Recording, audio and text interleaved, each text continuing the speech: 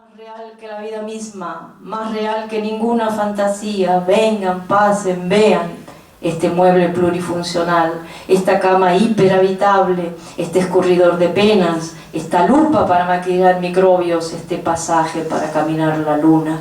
Vengan, pasen, vean, y la ceguera garantizada entre tanta maravilla. Abracadabra, pasen y vean las maravillas que les rodean. Abracadabra, sigan soñando, pues hay de todo, vayan mirando. ¿Quién es María del Carmen Herrera? Bueno, yo soy una persona que escribe y que pretende difundir lo que hace, ¿no? Y me muevo en un ámbito de artistas, ¿no? O sea, escritores, poetas, novelistas, músicos, etcétera, ¿no? Como toda gente como ustedes, en fin. Y yo en este momento esta parte de mi vida es la más fundamental. María del Carmen, ¿de dónde vienes y a dónde vas? Bueno, yo vengo de muy lejos y pretendo llegar a muy lejos. Como la Tierra es redonda, terminaré dando vueltas, ¿no? Porque ya he dado muchas vueltas. Ahora que el tema de la migración está tan poniéndonos otra vez en una situación un poco delicada. Yo soy nieta de migrantes y bisnieta de migrantes y soy migrante. Yo soy una persona afortunada porque, bueno, siempre he podido migrar y trabajar y en los sitios donde he vivido, ¿no? Entonces, ¿Y cuándo iniciaste tu carrera literaria? bueno, yo escribí siempre y publiqué en revistas, luego me dediqué mucho tiempo a la vida académica, pero literatura y poesía sobre todo hice siempre, ¿no? Relatos también en muchas revistas. La cuarta y última pregunta por mi parte, ¿qué te impulsó a escribir? Lo que pasa es que en la familia donde yo crecí, leer y escribir era algo como natural en mi familia paterna. Entonces era una familia con bibliotecas, con libros y se leía mucho, entonces era natural escribir. Su poesía se respira. Para mí la buena literatura, sea en prosa o en verso, un buen cuadro, escultura, danza o obra de arte en general, es aquella que se respira, que te deja un aliento suspendido en el alma, y María del Carmen me produce ese efecto con sus poemas. Una que se vuelve cada vez más sensible al vacío de contenido que parece querer imperar en la cultura y el arte de nuestros días, agradece encontrarse con pequeños tesoros como este libro y su autora. Precisamente veo lo que os comentaba al principio, que hay en el libro una búsqueda constante, una búsqueda vital en la que la palabra actúa como una especie de brújula que orienta en esa búsqueda, y hay una vuelta, en los títulos también está presente, uno de ellos, los poemas, se titula Volver, otro es un déjà vu, que es pues ese volver a ver algo que supuestamente hemos vivido en algún momento. Esa búsqueda de actualización de un pasado y de alguna manera hacer presente unas referencias culturales que están en nuestro trasfondo. Y hacer un libro que tenga una calidad en poesía lleva unos 4 o 5 años, ¿no? Lo trabajé como con esta idea de tantos amigos pintores, fotógrafos, músicos, es decir, tenía que hacer algo que tuviera una dignidad, un hecho estético. La tapa es muy provocativa, trabajé mucho el juego de imágenes en el texto, le trabajé la música porque tiene una unidad tonal. Eso me llevó mucho tiempo, pero también me permitió a mí aprender mucho para que no desentonara, para que fuera una obra musical. Es un blues. Cuando alguien quiere leer este libro se pone un blues de fondo, una tableta de chocolate y un buen tabaco y esto cunde bien, ¿eh?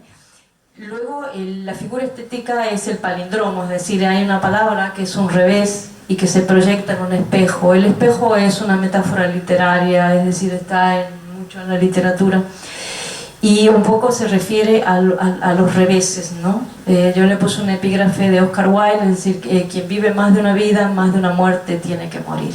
Es decir, si tú quieres vivir vidas nuevas, tienes que aprender a dejar y hacer los duelos que corresponden a estas vidas viejas, ¿no? Entonces estas etapas de rejuvenecimiento tienen este otro correlato, ¿no? Forma parte de la vida, ¿no?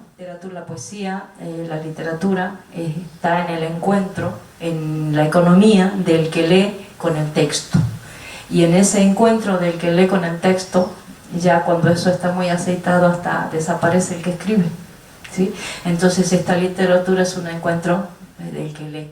Y luego un lenguaje que es muy simple. Yo me esmero mucho en que sea lo más simple posible para explotar sentido, ¿no? Es decir, como harán los músicos, los pintores con los colores o los músicos con las notas. A mí me preocupa esto que se dice, la gente joven no lee, la gente joven no lee. Es cierto que con el tiempo, por las instancias comunicacionales que tenemos, la brevedad es fundamental, ¿no? Entonces, cómo acercar a generaciones nuevas todas estas otras obras que la gente, de hecho, muchos no leen. Entonces, acercarlos a través de estas piezas, ¿no? Es decir, donde aparece la literatura clásica, aparecen otros textos literarios, otros textos, para generar curiosidad. El mundo del pop también está muy presente en este libro. Es decir, yo vivo en el siglo XXI, me puede gustar leer, pero yo vivo en el siglo XXI. Luego, en cuanto a lo que a mí me interesa, y creo que la poesía debe ser eso, la poesía tiene que interpelar al que lee. Es decir, la poesía tiene que llamar al lector, es decir, tiene que tocarlo y que se dé vuelta, es decir, tiene que ser, porque la poesía que tiene trascendencia es la que hace interpelación, ¿no? Espadas, filosas espadas, rebanan con sus tajos impíos hasta dejarme huérfana. Con la piel a gajos y el corazón quebrado, busco el origen, los Urales, Bering, Armenia, Tianjin, el Líbano o Lourdes. Cosmogonía tras cosmogonía, milenio tras milenio, capa sobre capa, una metáfora cubre el vacío. Eva, en ajena África, late, late. En la sombra del origen amanece la especie. Ando perdida solo para que tú me encuentres. Hace consciente en mi locura de que nunca me hallarás. No, no, no, no, quiero pasar más hambre y que quede en el recuerdo este fuego que me arde, y que quede en el recuerdo este fuego que me arde. A la bebida no pienso darme para darte olvido, aunque confieso que llevo nubes por ti en el bolsillo. A la bebida no pienso darme para darte olvido, aunque confieso que llevo nubes por ti en el bolsillo.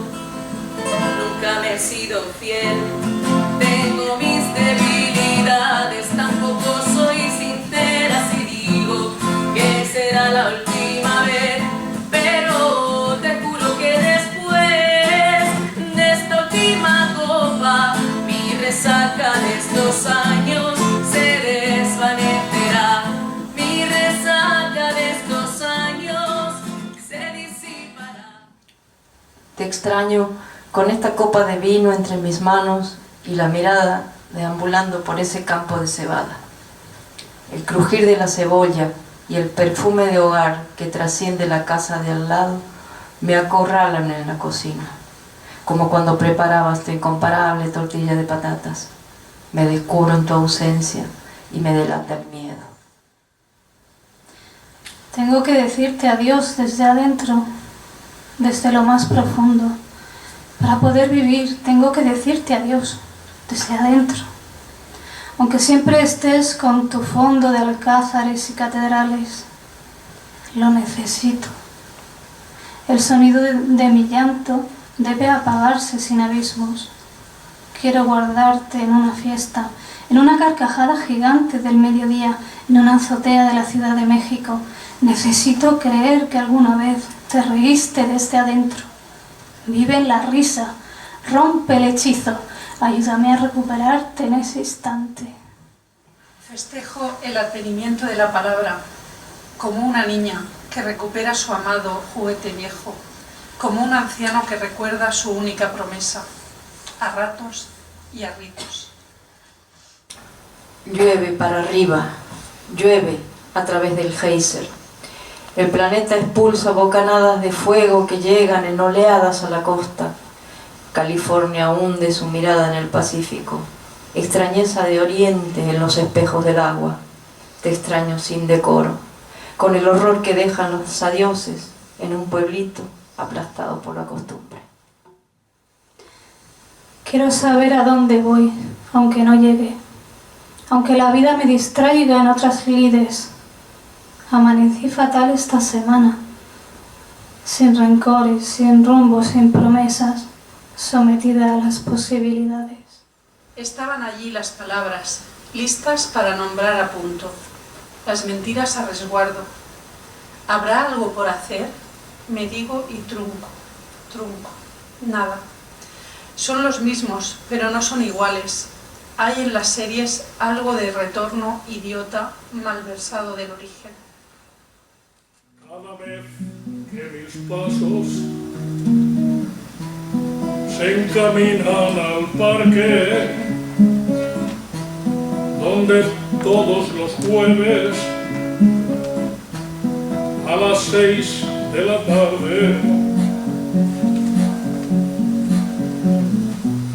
en aquel banco escondidos de miradas fugaces, besos que compartimos al salir de la clase, ternura y mucho cariño que nunca olvidé, amor de casi unos niños que éramos ayer.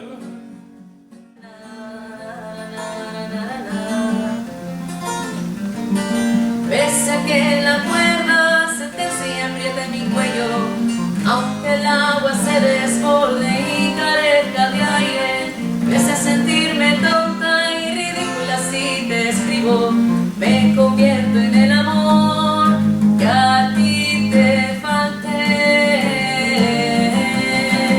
y respiro.